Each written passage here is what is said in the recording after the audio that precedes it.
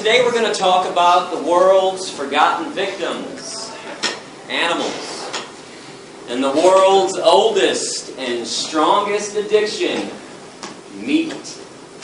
I'm going to challenge your belief systems today, so certain parts of the speech will be intense. But let me start with a quick disclaimer. I am not here to be your enemy. The views expressed today do not necessarily reflect the views of your professor or this institution. I am not trying to take you away from your religion. No religion mandates meat eating. The golden rule states, do unto others as you would have done unto yourself. Animals qualify as others. And thou shalt not kill. The four most important yet most ignored words in all religious teachings. There's not an asterisk next to that commandment saying, unless you walk on all fours, have fur, feathers, horns, beaks, or gills. I have some rhetorical questions for you. Is slavery, owner, victim, profit, domination, exclusive to the human race? Have blacks, Jews, women, and children been the only victims of this atrocity? Have not cows been enslaved? What about pigs, chickens, turkeys, fish, sheep? If they're not enslaved, then what are they? Free? Can slavery have a victim that is neither human nor animal? Have not the oceans, the forests, the earth itself become victims of ownership too? And what about a slaughterhouse? House of slaughter. Slaughterhouse. Do you really think there's such a thing as humane slaughter? Exactly what is your definition of humane? Besides psychological and physical abuse, torture, dismemberment, and murder, what else do you think happens to animals inside of a slaughterhouse? You think they get belly rubs and tushy slaps? And if you think there's such a thing as humane slaughter, I'm curious, do you also think there's such a thing as humane rape? Humane child molestation? Humane slavery? How about a humane Holocaust? In fact, what is your definition of a Holocaust? Is it a massacre of human beings? Or a massacre of innocent beings? I thought it was innocent, which brings us to the biggest Holocaust massacre of all. Every year in America, without mercy, we murder 10 billion land animals and 18 billion marine animals. Not for health, survival, sustenance, or self-defense. People eat meat, cheese, milk, and eggs for 4 reasons. Habit, tradition, convenience, taste. Now I want to let y'all know that I was not raised vegan. I ate meat, cheese, milk, and eggs for around 25 years. I used to wear leather shoes and belts and jackets like everyone else. In fact, around 20 years ago, I even owned a fur coat. Needless to say, I understand your lifestyle. I understand that we're all on a journey in life. We all have different likes and dislikes, different nationalities and religions too. But there's one thing that we need to have in common with each other, and that's peace. Genuine compassion and genuine peace for our planetary companions. Contrary to political and religious dogma, animals do not belong to us. They are not commodities. They're not property, and they're not inanimate, stupid objects who can't think and feel. That Descartes Cartesian way of looking at animals like they're machines, it is outdated and, quite frankly, 100% insane. Because if we all understand that animals can use their eyes to see, ears to hear, noses to smell, mouths to eat, legs to walk, feathers to fly, fins to swim, genitalia to procreate, bowels to defecate. I'm always perplexed that most people don't believe that they can also use their brains to think, feel. Be rational. Be aware and be self-aware. Am I supposed to believe that every body part on an animal functions just like it's supposed to? Except the brain? Those lies are thick. The propaganda from the animal abusers is enormous. I mean, when was the last time you turned on TV and saw a commercial for shiitake mushrooms? People singing and dancing down the streets, having a good time, eating mushrooms. How about alfalfa sprouts? Quinoa. It's a seed. Radishes. Raspberries. Tofu.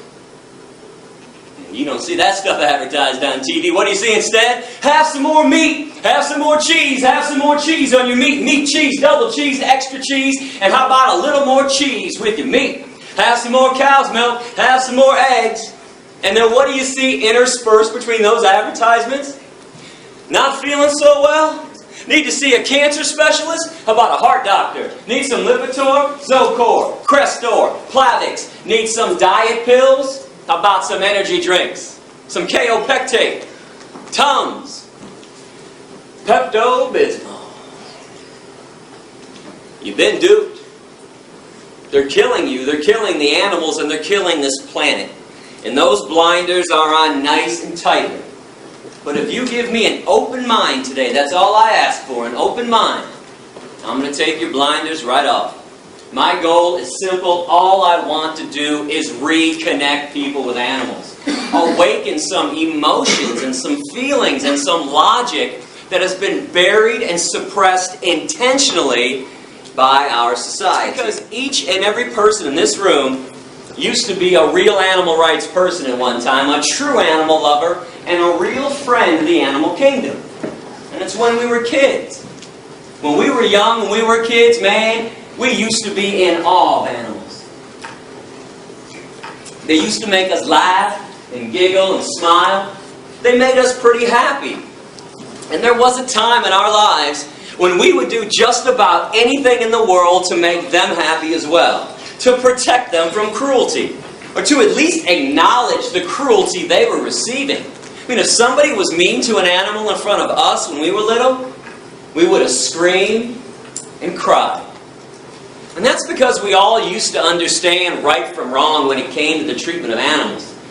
Until somebody told us and taught us differently. You better believe somebody told us to ignore their suffering. To mock and excuse their pain and their misery. To make fun of their very existence. And this is something I want you to focus on today, tomorrow, and beyond. What in the hell happened along the way? Who taught us to be so mean and nasty and vicious and hateful or indifferent towards animals when they used to be our friends? These are innocent beings who have done nothing wrong to us. Because I'm pretty sure we can all agree in at least one thing right now, that hatred in its purest form is a learned behavior. Racism, sexism, heterosexism, anti-Semitism, misogyny. These are all learned behaviors. When kids are 2, 3, 4 years old playing on a playground, they could care less about the color of their friend's skin or their religious background. I don't think there's any doubt that hatred in its purest form is learned. So speciesism is no different. This could be a new word to a lot of people. It's up here on the screen, right below vegan. It's the word species, with an ism attached to it. And I want to define this word as the unethical, unprincipled point of view that the human species has every right to exploit, enslave, and murder another species. And all because we believe that our species is so more special, so more superior than the other ones. We're the only ones that count, and we're the only ones that matter. Now, correct me if I'm wrong, but that line of thinking, that thought process, that is the basis of all forms of discrimination. One group saying and thinking they're more special than everyone else, and they proceed to exploit them, oppress them, denying them their right to be free. They treat them like property. They enslave them in many cases. And in many other cases, they murder them with premeditation and without penalty.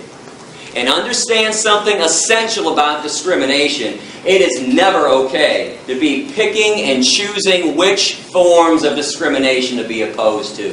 Which ones to say are evil, racism, and which ones to say are okay, speciesism. Discrimination is evil on its foundation, or it's not. You cannot have this one both ways. It doesn't work like that. I want to ask you to use some empathy right now. And when I say empathy, what I'm saying is place yourself in the position of the animals and start to view this issue from the animal's point of view, from the victim's point of view. When you examine any form of injustice, whether humans are victims or animals are victims, please remember the victim's point of view. If you are not the victim, don't examine it entirely from your point of view, because when you're not the victim, it becomes pretty easy to rationalize and excuse cruelty, injustice, inequality, slavery, and even murder. But when you're the victim, things look a lot differently from that angle. Right now, at this very moment, on American highways, there are no less than 5,000 concentration camp trucks. Trucks that we've constructed. Inside these trucks, there are living, terrified, innocent beings. Cows and pigs and chickens. These trucks are being driven to concentration camp slaughterhouses that we've carefully constructed all across America. When the trucks arrive, the animals are so frightened, they won't even get off the truck. They're not stupid. They know what's next. So people go on the trucks with electric prods and force them to walk down the chutes to their own death. Or if the animals are small enough to manhandle like chickens, we'll just grab them off the trucks and toss them inside. Inside, these innocent living beings are hanged upside down, fully conscious. In other words, they go in alive against their will and come out chopped up into hundreds of pieces. But you know what's more insane than that? Meat eaters. Walking around like their lifestyle isn't causing any harm. Like it's normal and natural to be consuming violence and death. How would you feel if the day that you were born, somebody else had already planned the day of your execution? That's what it's like to be a cow, a pig, a chicken, or a turkey on this planet. I think this type of behavior is inexcusable and unbecoming of a species that claims to understand right from wrong. The animals have not done one single thing to us to deserve the wrath and the cruelty that we hurl on them. And I hope y'all understand what I'm offering you today. When you hit the door after my speech, are you aware that for the first time ever, you can now directly participate in ending a massacre? Instead of sitting around and paying lip service to all the massacres and all the problems that are always going on this planet.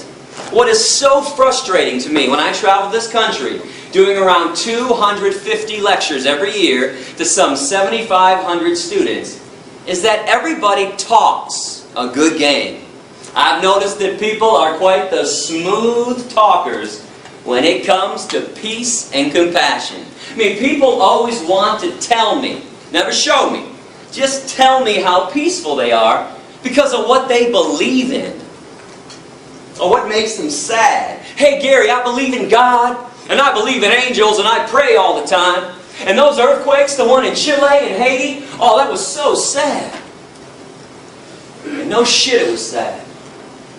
Since when does feeling sad about an obvious tragedy or believing in something make the world a better place or make somebody a good person? And listen, folks, I am not trying to dog you out when I talk like this. I'm not. I'm just not a politician. I'm not a bullshit artist. I don't know how to schmooze people, as you can see. It's kind of beyond me. I hope you appreciate my honesty and my genuineness today. And I'm not a salesperson. I got no books to sell you after my lecture. No DVDs and no documentaries. No collection plate going around. I don't want your money. I don't want your email addresses, and I don't want your mailing addresses. Keep all that stuff. I am here to talk about the worst form of cruelty and violence taking place on this planet, even though most people don't seem to care about it. But when you sit back in the comfort of your living room and you start condemning atrocities elsewhere, that is pure, unadulterated lip service. That's the definition of lip service. But veganism, this is now a chance to actually walk the compassionate talk that everybody's always talking about. This is your chance to show others how truly peaceful you are. This is a chance for a personal revolution, to leave your mark on this planet by causing the least amount of harm possible. Always. Being vegan. Now come on. What's the argument for not causing the least amount of harm? Inconvenience? Indifference? Apathy? Selfishness? I want you to know, I don't live in Fantasyland. I'm well aware that animals are suffering and dying just because we're here on the planet with them. We build homes through their habitat. We pollute their environment, destroy their habitat. Is there a reason we have to maximize the suffering and maximize the cruelty and the death that they already endure by eating them on top of it all? You want to talk about pouring salt into somebody else's wound. 98%, and I repeat this stat, 98% of animals who are abused and killed on this planet are abused and killed by the meat, dairy, and egg industries. This is where all the harm is taking place. And in America, from birth until death, each meat eater consumes around 3,000 land animals and thousands of other marine animals. Those are USDA stats. And I seem to think a lot of people eat animals because we've all been told that humans are carnivores, we're omnivores, we're meat eaters, and we're supposed to be doing this. Are you aware that physiologically, the human body is actually 100% herbivorous? Plant eaters. The length of our intestines are somewhere between 7 to 13 times the length of our torso, our trunk. That's the same length of all herbivore animal intestines on this planet. They're very long. But the length of the intestines on real meat eaters, hyenas, coyotes, bears, tigers, and lions, only 3 to 6 times the length of their torso.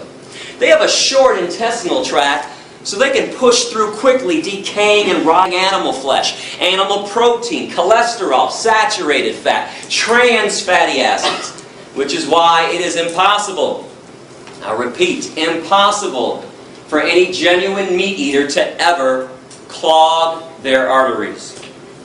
Never happens to a real meat eater. What's the #1 killer of humans who choose to eat meat, cheese, milk, and egg? Heart disease from clogged arteries, atherosclerosis. Most of the cancers, prostate cancer, colon cancer, breast cancer, pancreatic cancer, ovarian cancer, kidney disease, diabetes, osteoporosis, high blood pressure, obesity, asthma. 4 main factors that cause them. Now I know about other factors. I'm not saying that you can't get sick elsewhere. Of course you can. Smoking, drinking, stress, chemicals in the environment, high fructose corn syrup, Twinkies.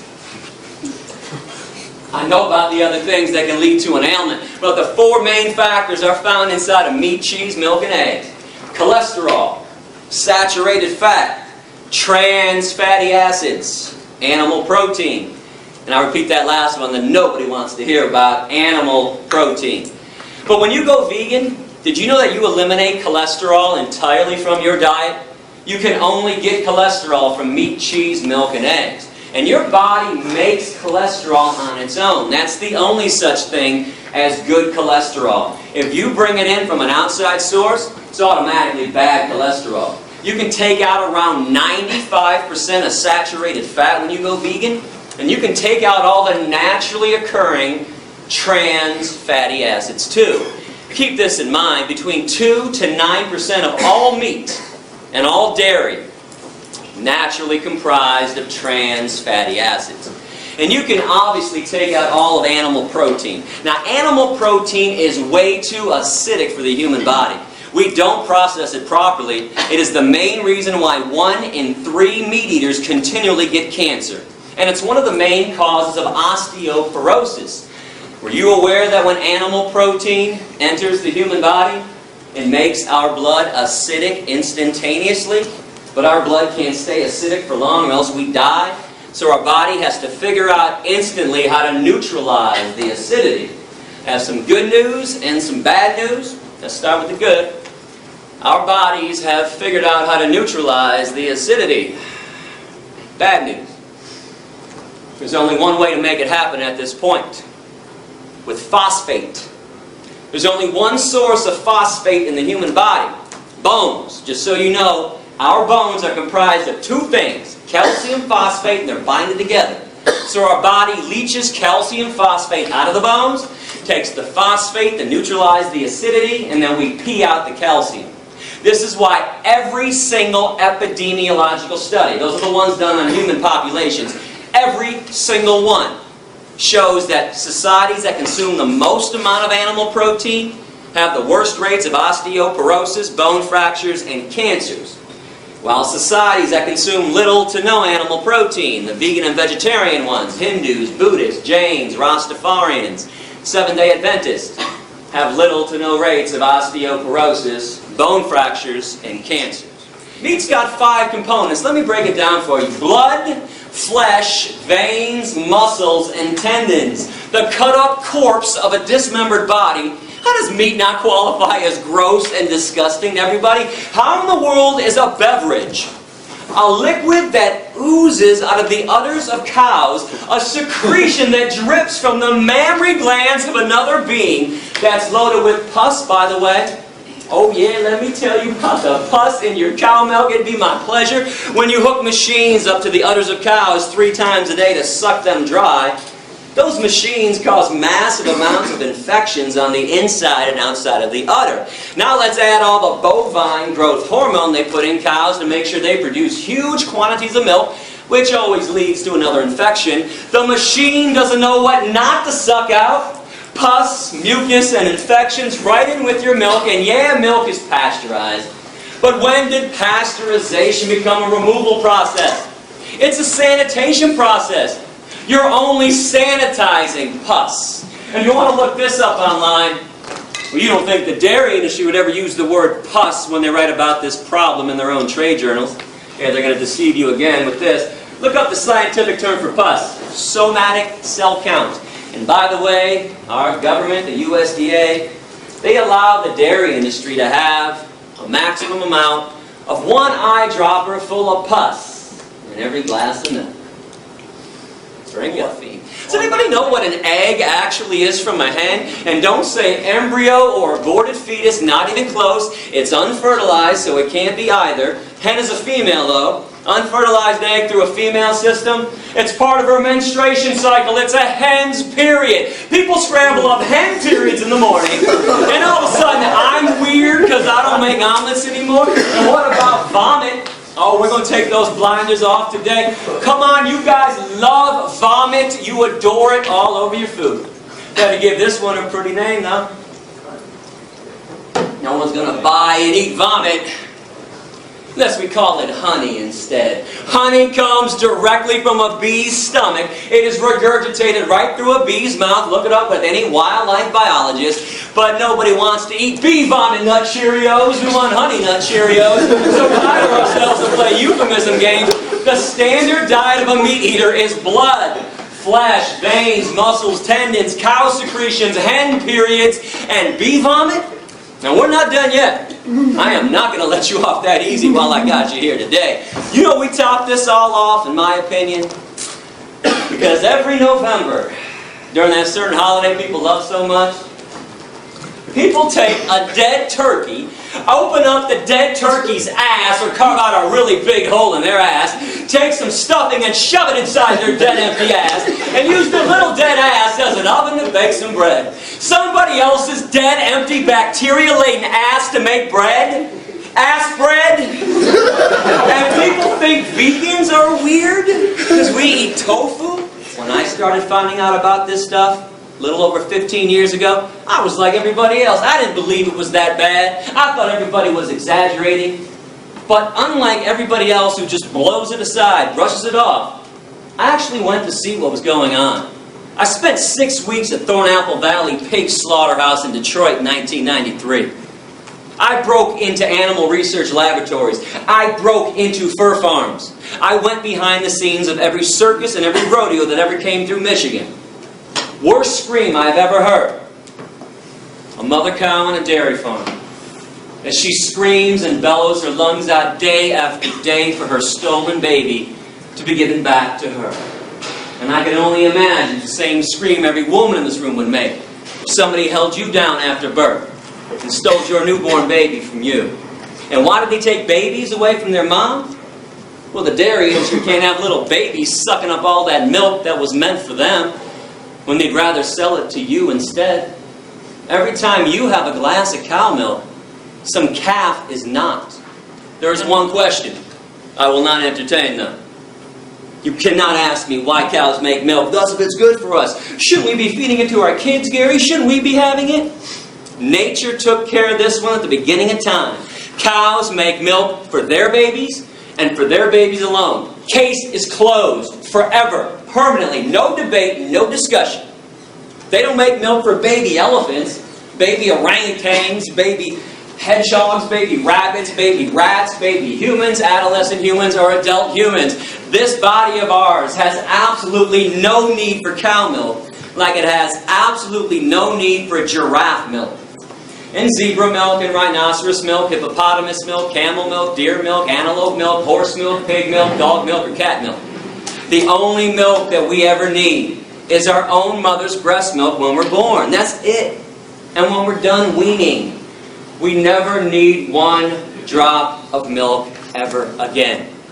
No species on this planet needs milk after they're done weaning. But if you want to include some kind of milk in your diet like I do, let me reiterate the good news. Soy milk, rice milk, almond milk, hemp milk, coconut milk, oat milk, hazelnut milk. I promise you will like one of those 7 vegan milks. Remember, when you go veg, you don't give up anything. You got the vegan version of stuff, or eat things that are truly natural, like fruits and vegetables, beans and lentils and seeds. Give it up. It's not cute, and it's not funny, because animals are being abused. It is not your right, and it's not your freedom to do this to them.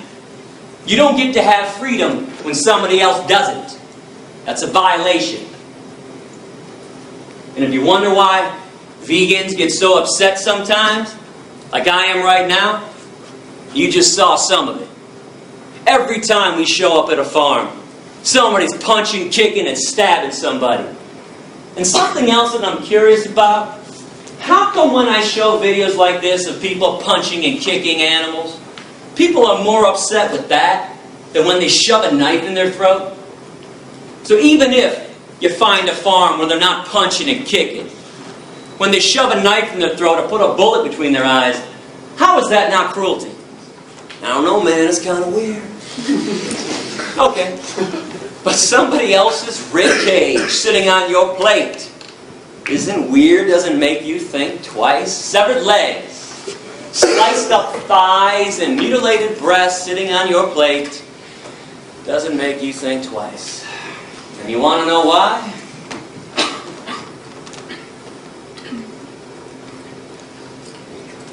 Those blinders are on nice and tightly, aren't they? And I bet most of you were perturbed at me when the speech began and I accused everybody of having blinders on. I am not here to be your enemy. I am here to call you out, though. You might have had a pretty good excuse before I got here of being uninformed and misinformed. Okay. That's fair. Honestly, well, I was the same way for a long time. I'm kind of curious, though. What's the excuse now? You got a choice today. When you leave this room, you can choose to be radically kind. Never to intentionally harm another animal for breakfast, lunch, or dinner ever again. And these creatures have never harmed you, violated you, or taken advantage of you in any way, shape, or form. The least you can do is return the favor. Or you can stay radically cruel. Keep the status quo as is. Make sure animals have no freedom. Make sure they never experience one drop of human kindness. Make sure their babies are stolen from them. Make sure their beaks are sliced off, their horns are cut off, and their testicles ripped out. Make sure there's a knife in their throat every second of every day for eternity. I really hope you'll make the right choice.